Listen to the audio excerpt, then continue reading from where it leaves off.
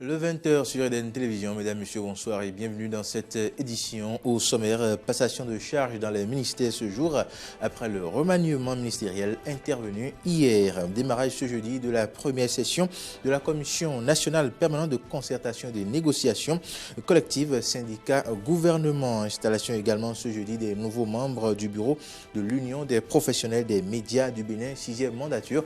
Nous en parlerons dans ce journal. En interactualité, l'Iran met la pression à l'Europe pour vendre son pétrole. Ce sera tout pour les titres.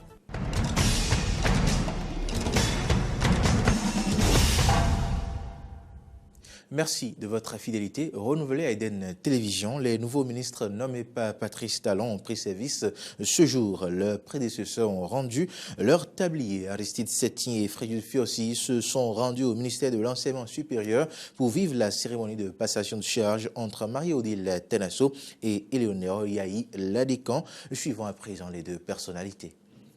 Je remercie le président Patrice Talon pour m'avoir permis de faire cette expérience à la tête de ce ministère pendant 3 ans et demi.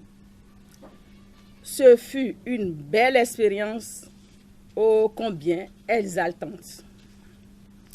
Depuis 2016, je me suis évertuée à mener quelques réformes, appréciées ou décriées selon les publics cibles, en vue d'améliorer la qualité de l'enseignement supérieur et la rentabilité de la recherche scientifique sous toutes ses formes. Toutes les actions menées sont consignées dans les livrets publiés chaque année. C'est le lieu et le moment de remercier tous les cadres, tout le personnel du ministère de l'Enseignement supérieur et de la recherche scientifique et de toutes ces structures sous tutelle pour leur accompagnement. Chers collègues, chères sœurs, je vous souhaite beaucoup de détermination au travail. Rappelez, je viens vous de vous rappeler, c'est un milieu de ruse, d'intrigue et de compromission. J'ai laissé en place tous les documents pour une bonne continuité de l'action gouvernementale. Et je reste disponible pour vous donner toutes les informations dont vous aurez besoin pour un parfait accomplissement de votre mission. Je voudrais, d'entrée de jeu, exprimer toute ma reconnaissance à l'endroit de son Excellence, le Président de la République, et ensuite reconnaître, Madame la Ministre, toute la consistance de ce travail que vous avez mené de façon brave, de façon inlassable, avec tous les cadres du ministère. À ces moments-ci, nous n'avons pas de coutume ou beaucoup de choses à dire que de constater admirablement le chemin parcouru et d'espérer véritablement votre accompagnement pour les difficultés qui pourraient naître, pour les problèmes qui pourraient pointer à l'horizon. À vous, les cadres à divers niveaux, à vous, les parents, sachez que le travail est le nôtre et personne ne saurait rester du reste. Nous allons ensemble continuer la marche pour que vive notre pays, le Bénin, et surtout pour que le système éducatif en sorte victorieux. Mori Arnaud Nonrouillon Agua nous propose à présent la configuration de l'ensemble du nouveau gouvernement. Le nouveau gouvernement du président Patrice Talon passe de 20 à 24 ministres avec la scission de 2 ministères, à savoir le ministère du Tourisme, de la Culture et des Sports et le ministère de l'Économie numérique et de la Communication. 6 nouvelles entrées: Jean-Michel Abimbola, Alain Orunla, Sadia Alimatou Assouma, Éléonore Ladécan Yahi. Hervé Héromer revient au gouvernement et occupe son ancien portefeuille des infrastructures et des transports. 3 ministres partent du gouvernement, 2 femmes et 1 homme, Marie-Odile Tenasso de l'enseignement supérieur, Chabi Adam Bintou Taro des affaires sociales et de la microfinance, Seja Rissou du commerce et de l'industrie. Le nombre de femmes au gouvernement passe de 4 à 5 ministres, soit un taux de 20% supérieur au taux précédent de 19%.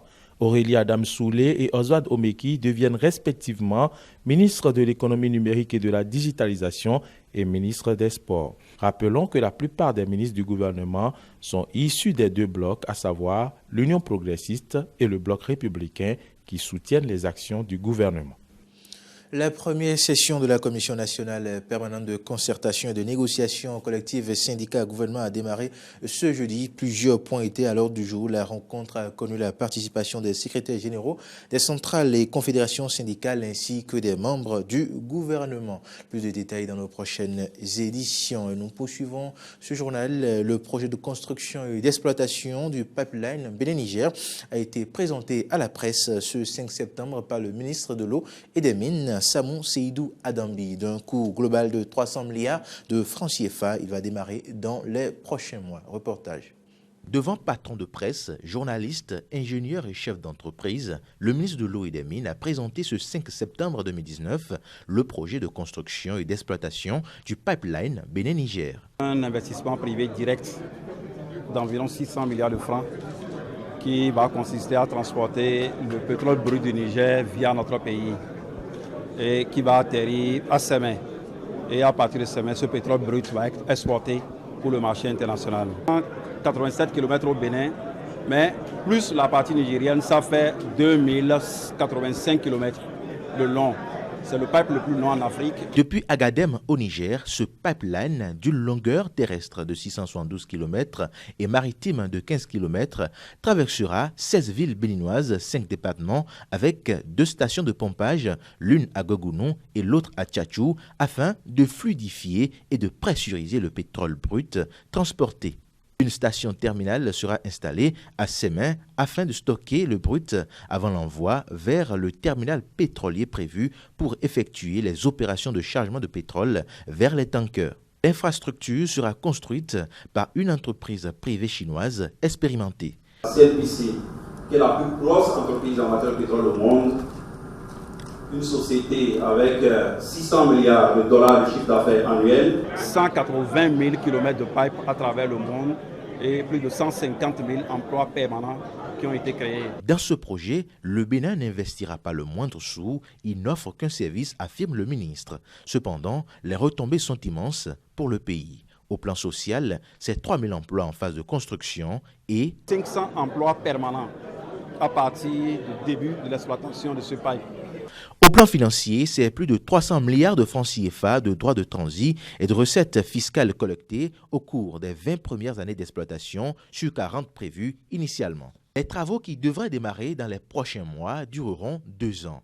En ce qui concerne les expropriations, toutes les mesures de dédommagement ont été prises, a rassuré le ministre des Mines. Quant à l'impact environnemental du projet, une étude concluante et rassurante a été réalisée et se trouve actuellement sur la table de l'Agence béninoise pour l'environnement.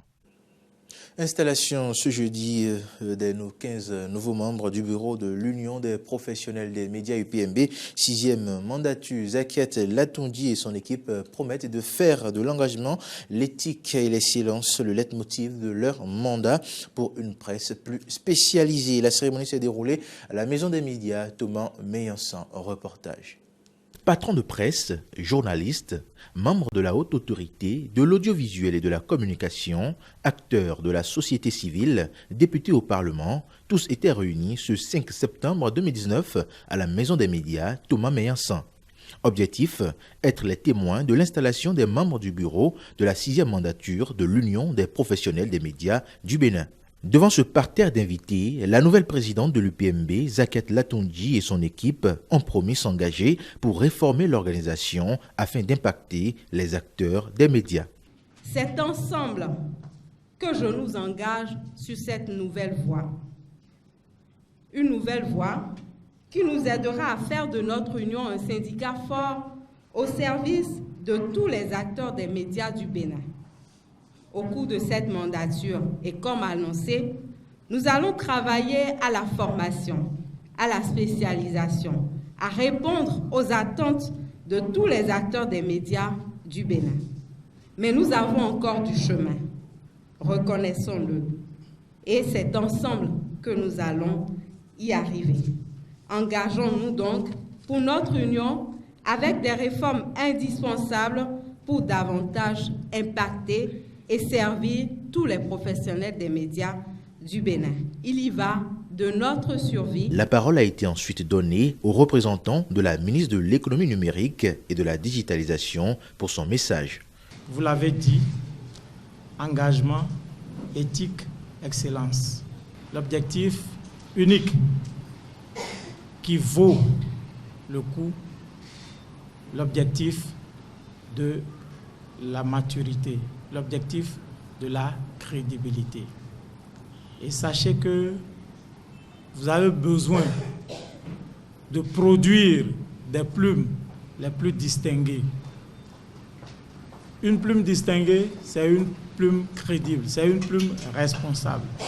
Et naturellement, une plume distinguée est une plume de liberté, est une plume inattaquable, est une plume qui se bat pour la consolidation de cette liberté. Les regards sont désormais tournés vers les premières actions de l'UPMB 6e mandature. Le préfet du Koufo, Christophe Megbidji, a reçu de plan international un important lot de fournitures scolaires et des équipements pour l'installation des apprentis en fin de formation. La remise officielle des matériels s'est déroulée ce mercredi 4 septembre 2019 à la mairie de Diakotomé en présence du représentant résident de plan international et délégations des bénéficiaires venus des 6 communes du Koufo. Le point avec Jonas Bouchi dans nos prochaines éditions. En interactualité, l'Iran met la sanction à l'Europe pour contourner les sanctions américaines pour vendre bien évidemment son pétrole. L'Europe se dit préoccupée par les menaces de l'Iran pour arriver à ses fins. Téhéran impose son tempo à l'Occident, une stratégie qui laisse peu de marge de manœuvre aux Européens. Nous restons profondément préoccupés par le fait que l'Iran dépasse les seuils fixés par l'accord sur le nucléaire, sur les stocks d'uranium enrichi et le respect du niveau d'enrichissement. Pour nous, ces actions ne sont pas conformes aux accords. Dans ce contexte, nous sommons l'Iran de faire machine arrière et de ne prendre aucune mesure qui s'apprête cet accord. Depuis mai dernier, l'Iran est revenu sur certaines restrictions imposées par l'accord de Vienne. Il a augmenté ses stocks d'uranium enrichi au-delà de la limite fixée par le texte. L'Iran exerce une pression sur l'Europe et indirectement sur les États-Unis afin de forcer les pays signataires de l'accord à trouver un remède aux sanctions américaines. Malheureusement, les Européens n'ont pas réussi à joindre les actes à la parole. Ils s'expriment en faveur de l'accord de Vienne sur le nucléaire iranien, mais ils ne sont pas prêts à prendre les risques et faire les efforts pour ce qui devrait être un grand succès diplomatique. Je peux seulement dire que c'est ce qu'ils doivent faire. Comme ils veulent le faire, convaincre ou défier les Américains, c'est à eux de choisir.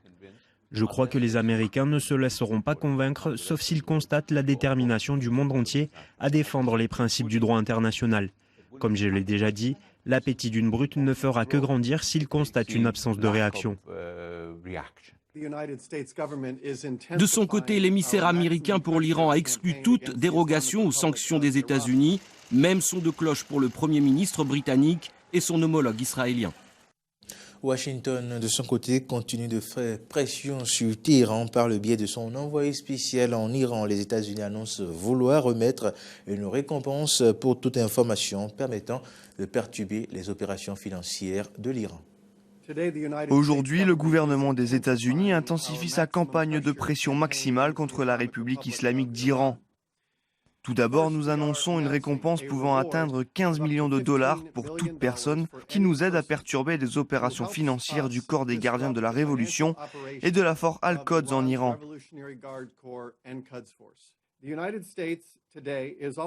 Aujourd'hui, les États-Unis prennent également des mesures radicales contre un réseau de pétrole à usage terroriste. Au cours des derniers mois, la force Al-Quds a exploité un réseau de transport de pétrole illicite. Ce réseau a transporté des centaines de millions de dollars de pétrole illicite. Cet argent est ensuite utilisé pour financer le terrorisme. Si vous regardez l'histoire, l'Iran ne revient jamais à la table des négociations sans pression diplomatique, sans isolement diplomatique, sans pressions économiques ou sans menace de recours à la force militaire. C'est tout simplement l'histoire. Nous continuerons donc, comme nous l'avons fait aujourd'hui, à nier les revenus du régime, à augmenter les coûts à cause de son comportement malveillant. Et nous pensons que cela permettra de créer l'atmosphère qui mènera éventuellement à des pourparlers, mais c'est une décision que les Iraniens doivent prendre. Alors que beaucoup prédisent un septembre noir sur le front social pour le gouvernement français, un militant gilet jaune entame aujourd'hui son 23e jour de la grève de la faim. Son nom, Petit Jean, un secouriste de rue qui officie dans des manifestations. Installé face au siège du Conseil des droits de l'homme des Nations Unies à Genève, il souhaite alerter l'Élysée sur les abus dont sont victimes les secouristes. Suivez. Petit Jean, un médic intervenu durant la crise des Gilets jaunes, jeune devant le siège des Nations Unies à Genève. Il estime que des abus sont commis envers les secouristes qui viennent en aide aux manifestants. Il souhaite à tout prix rencontrer Emmanuel Macron pour l'alerter sur ces dérives. Et pour cela, il est prêt à tout. Le 14 soir, j'ai commencé ma grève de la faim. 14 soir et le 15 au matin, j'étais ici et depuis, je me nourris uniquement avec des bouteilles d'eau et rien d'autre. Là, je commence à avoir des vertiges depuis 2-3 jours. 3 jours à peu près, je commence à avoir des beaux vertiges. Donc, mais je tiens toujours debout, j'arrive à marcher. Gilet jaune de la première heure, Petit Jean, un ancien militaire et pompier basé dans la région de Marseille, devient rapidement médic pour venir en aide aux blessés durant les manifestations. Les médics uniquement!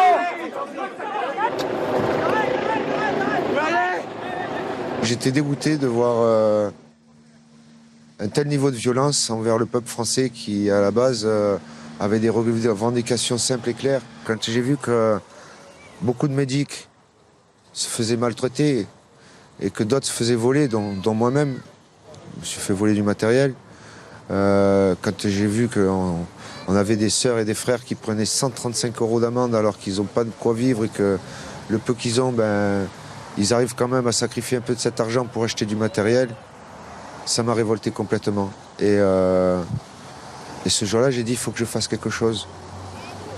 J'ai décidé de faire une marche qui partirait de Marseille et qui irait jusqu'à Paris. Durant l'été 2019, Petit Jean entame sa marche blanche des médics.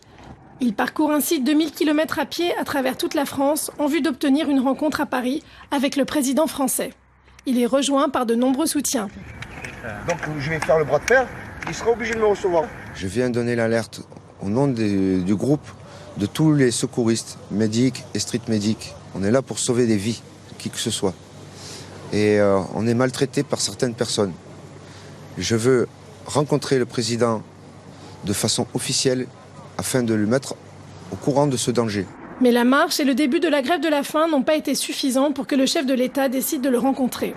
Le président de la République a refusé de me recevoir. Il a fait, et il m'a fait envoyer par un de ses employés une lettre m'envoyant sur monsieur le ministre de l'Intérieur et madame la ministre de la Santé. Moi je veux bien, j'accepte de les voir, il n'y a pas de problème. Mais c'est pas eux que je veux voir, je veux voir le président de la République. L'assistante sociale de l'Élysée a contacté Petit Jean le vendredi 30 août, mais elle n'a pour le moment pas donné suite. L'Élysée n'a pas non plus répondu à la question d'RT France sur un éventuel rendez-vous. Le consul de France à Genève a également rendu visite aux médics. Sur place, Petit Jean est entouré de citoyens et de membres d'ONG qui viennent l'encourager. Je suis prêt à mourir. J'étais déterminé, rien qu'en montant déjà, je savais que j'irais jusqu'au bout de ce combat. Le médic est déterminé. Il sait qu'en Suisse, les autorités n'imposent pas de se faire ranimer contre son gré. Sa cause sera-t-elle entendue avant que sa santé ne se dégrade irrémédiablement ? Fin de ce journal. Merci de l'avoir suivi. Bon week-end.